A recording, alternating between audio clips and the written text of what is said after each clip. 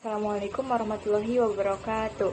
Di sini kami dari kelompok 3 Pendidikan Kewarganegaraan kelas A tingkat 1 Pendidikan Geografi akan menjelaskan mengenai nilai norma konstitusi. Nah, berikut penjelasan yang akan saya dan teman-teman saya paparkan sebagai berikut. Assalamualaikum warahmatullahi wabarakatuh. Perkenalkan, saya Juika Asaidah. Di sini saya akan menjelaskan materi tentang konstitusi. Secara umum, konstitusi adalah asas-asas dasar atau hukum suatu bangsa, negara, atau kelompok sosial. Adapun secara bahasa, konstitusi berasal dari bahasa Latin, yaitu constitutio, yang artinya hukum atau prinsip. Secara harfiah dalam bahasa Indonesia, konstitusi berarti undang-undang dasar. Adapun pengertian konstitusi menurut beberapa para ahli. Di sini saya mengambil satu pengertian dari menurut Jimli Asidiki. Menurut Jimli Asidiki, konstitusi yaitu hukum dasar yang dijadikan pegangan suatu negara. Assalamualaikum warahmatullahi wabarakatuh. Di sini saya akan mempresentasikan tentang pengertian norma, macam-macam norma, jenis-jenis norma, dan fungsi norma. Baik, yang pertama itu ada pengertian norma. Norma merupakan kata yang berasal dari bahasa Belanda, yaitu norm, yang memiliki arti patokan, pedoman, atau pokok kaidah, dan bahasa Latin, yaitu mos, yang memiliki arti tata kelakuan, adat istiadat, atau kebiasaan. Di sini juga pengertian norma menurut Brum dan Selznick, yang mengatakan bahwa norma adalah sebuah rancangan yang sifatnya ideal serta berasal dari perilaku, yang memberikan batasan bagi suatu anggota masyarakatnya dengan tujuan agar bisa mencapai tujuan hidup yang lebih sejahtera. Seperti yang sudah dijelaskan di atas, norma merupakan suatu hal yang penting bagi masyarakat untuk menjaga keseimbangan dan kedamaian bersama. Ada beberapa fungsi norma yang ada di masyarakat. Yang pertama itu untuk memastikan terciptanya kehidupan masyarakat yang lebih aman dan tertib. Yang kedua, untuk mengatur perbuatan masyarakat agar sesuai dengan nilai yang ada dan berlaku. Yang ketiga, agar dapat mencegah adanya benturan kepentingan antar masyarakat. Di dalam masyarakat sendiri, norma dibagi menjadi dua, yaitu yang pertama, norma formal. Norma formal merupakan suatu aturan yang dijalankan oleh masyarakat yang dirumuskan oleh pihak yang berwenang seperti pemerintah maupun lembaga masyarakat atau institusi resmi yang berguna untuk mengatur masyarakatnya dan memastikan adanya kesepakatan bersama yang sifatnya resmi maupun formal. Contohnya, yang mengenai pelestarian lingkungan hidup yang diatur dalam peraturan Daerah nomor 6 tahun 2008 yang tertera pada lembaran daerah. Yang kedua, norma non-formal, yaitu suatu bentuk ketentuan maupun aturan yang dijalankan masyarakat dalam sebuah lingkungan tanpa diketahui siapa. Perkenalkan, saya Regina Yulianti Apriano, NPM 222-170-046. Di sini saya akan menjelaskan mengenai sejarah perkembangan konstitusi di Indonesia. Nah, konstitusi sendiri memiliki arti yaitu aturan atau hukum yang berisi mengenai bagaimana suatu pemerintahan itu diatur dan dijalankan. Pada 1945, para pendiri NKRI sepakat untuk menyusun Undang-Undang 1945 ini sebagai konstitusi tertulis di Indonesia.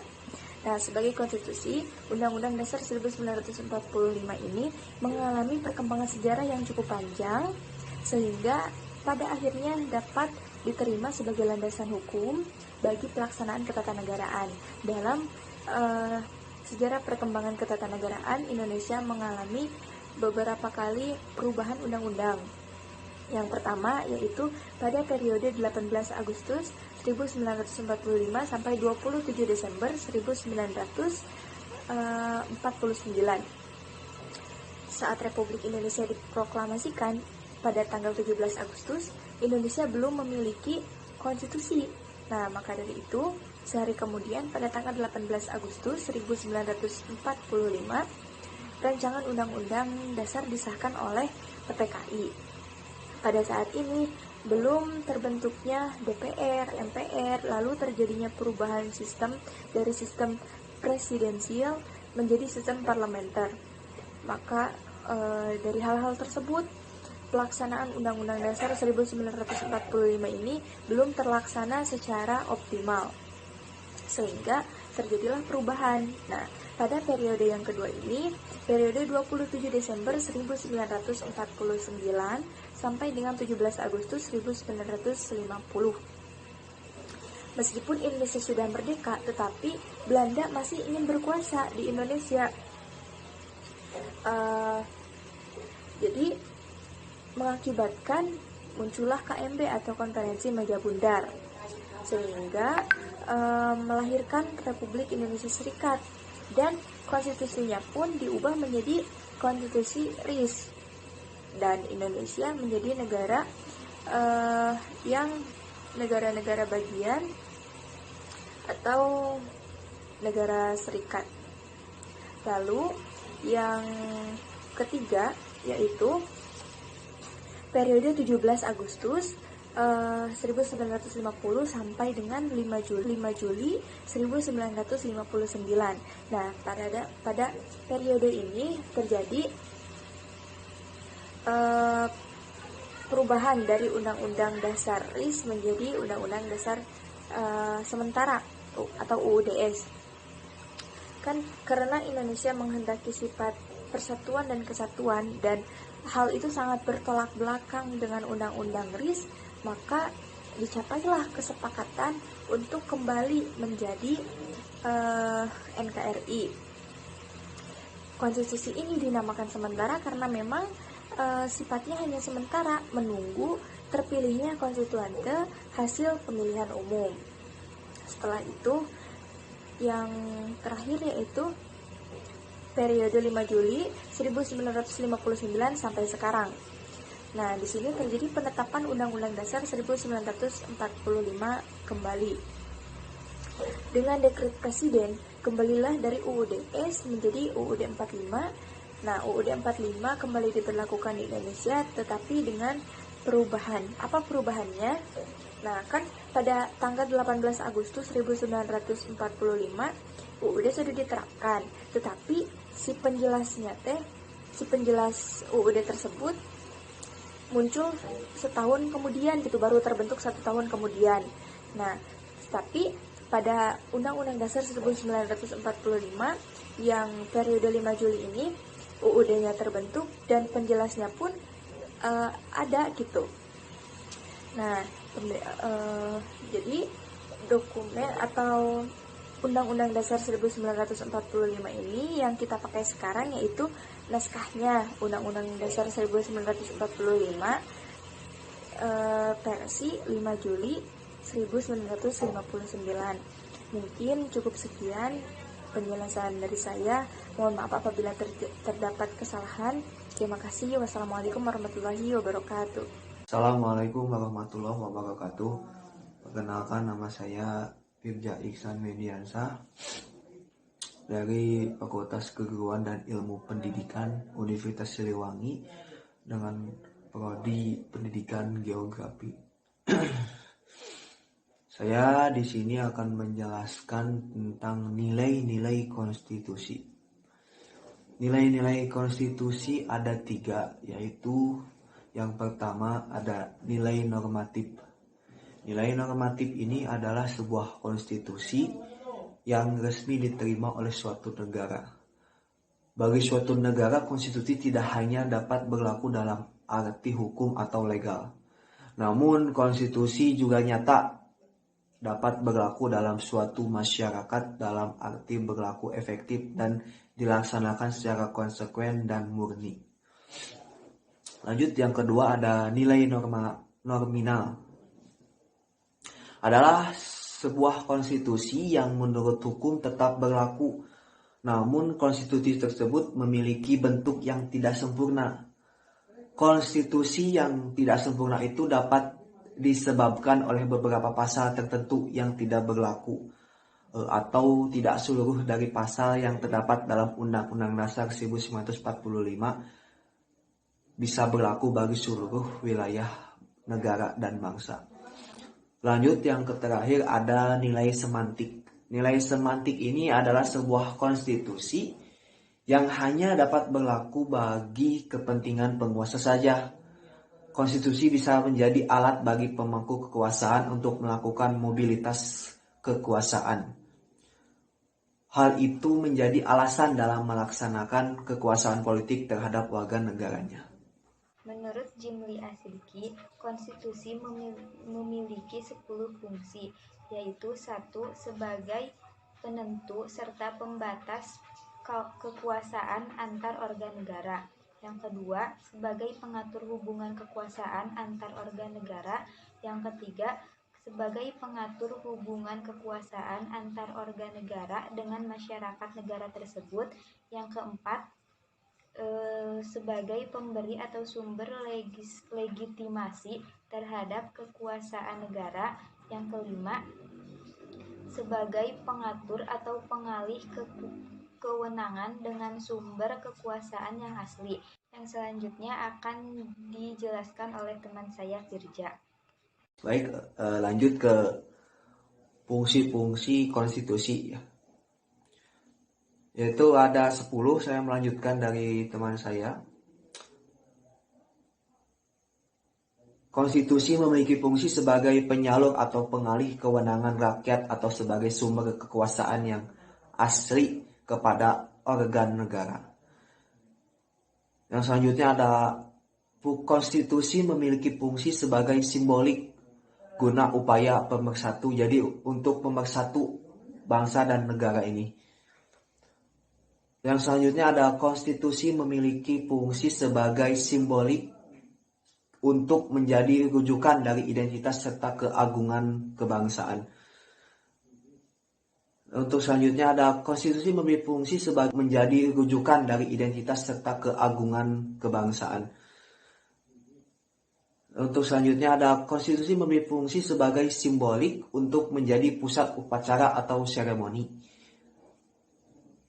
Dan selanjutnya konstitusi memiliki fungsi sebagai sarana pengendalian masyarakat, baik dalam arti secara sempit, hanya di bidang politik maupun dalam arti secara luas yang mencakup bidang sosial serta ekonomi.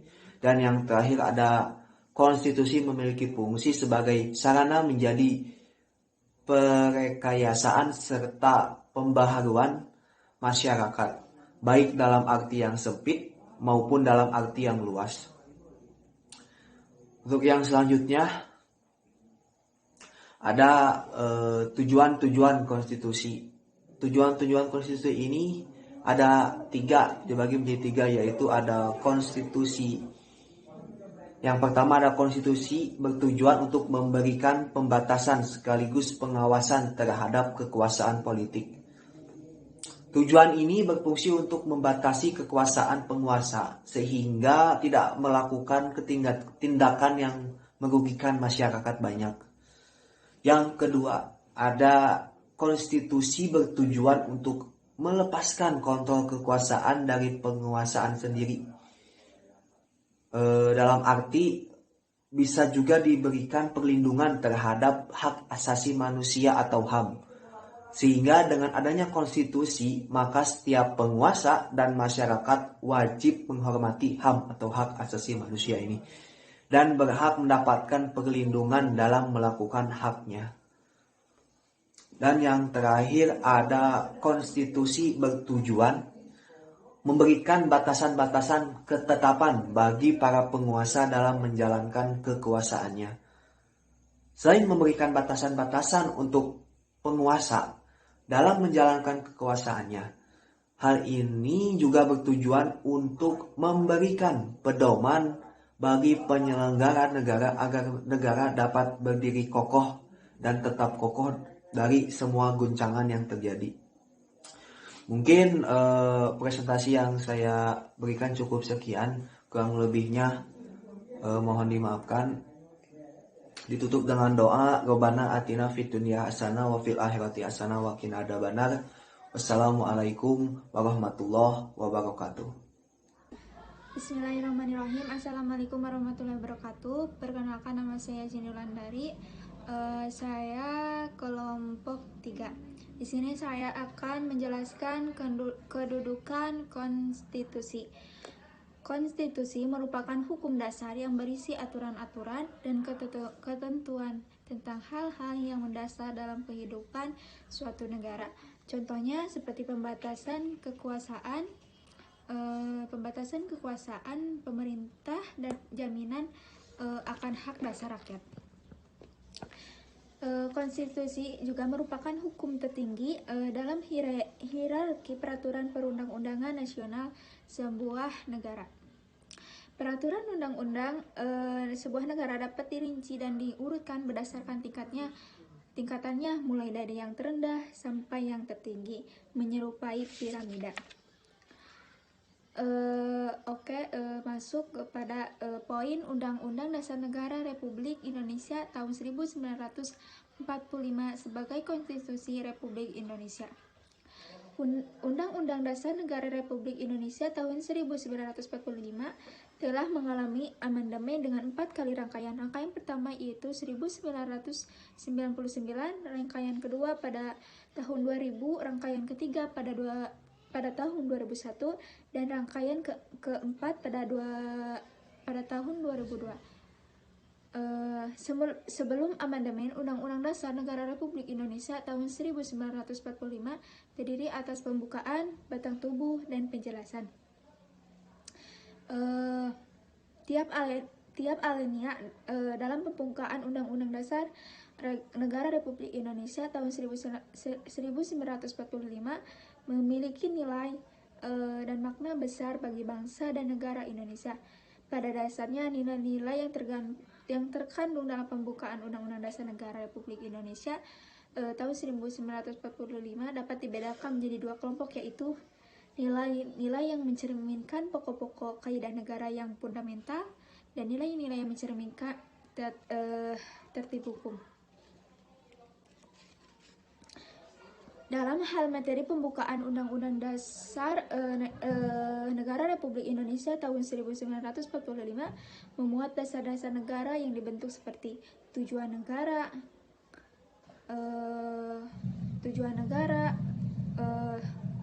Adapun tujuan khusus negara Indonesia terdiri dari kalimat yang terdapat dalam alinea keempat, yaitu melindungi segenap bangsa Indonesia dan seluruh tumpah darah Indonesia untuk memajukan kesejahteraan umum, mencerdaskan kehidupan bangsa, serta mewujudkan keadilan sosial bagi seluruh rakyat Indonesia. Tujuan ini bersifat khusus karena dihubungkan dengan status Indonesia sebagai negara yang ingin memakmurkan dan menyejahterakan rakyatnya. Yang kedua, asas kerohanian negara.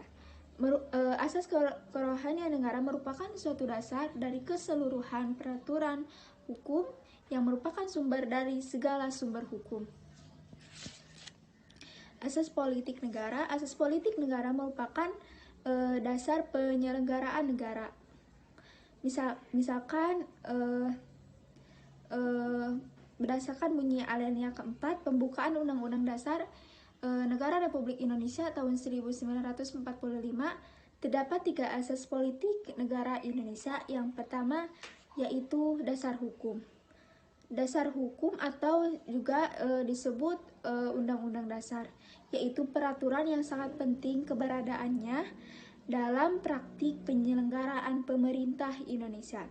Hal ini dikarenakan muatan dalam Undang-Undang Dasar merupakan ketentuan-ketentuan dan menjalankan ketatanegaraan suatu negara. Terus poin B yaitu bentuk pemerintah republik, yaitu bentuk pemerintah dengan kepala negara dan pemerintahnya bisa dijabat oleh masyarakat sipil yang sudah mempunyai hak dan kewajiban yang ditentukan oleh hukum. Hal ini berbeda dengan bentuk pemerintahan monarki. Pemerintahan monarki tidak memberikan kesepakatan kepada masyarakat sipil untuk menjadi kepala negara karena kepala negara dijabat berdasarkan garis keturunan. Kepala negara dalam sistem monarki biasanya disebut raja atau ratu, sedangkan dalam pemerintahan republik kepada negara itu disebut presiden. Poin ke-C yaitu negara berkedaulatan rakyat. Berarti bahwa Indonesia bukan negara yang dipimpin oleh seorang monark atau juga kelompok kepentingan, akan tetapi negara dipimpin oleh rakyat mempunyai otoritas tertinggi. Mungkin cukup sekian presentasi dari kelompok kami. Terima kasih atas perhatiannya. Mohon maaf apabila terdapat banyak kesalahan. Terima kasih. Wassalamualaikum warahmatullahi wabarakatuh.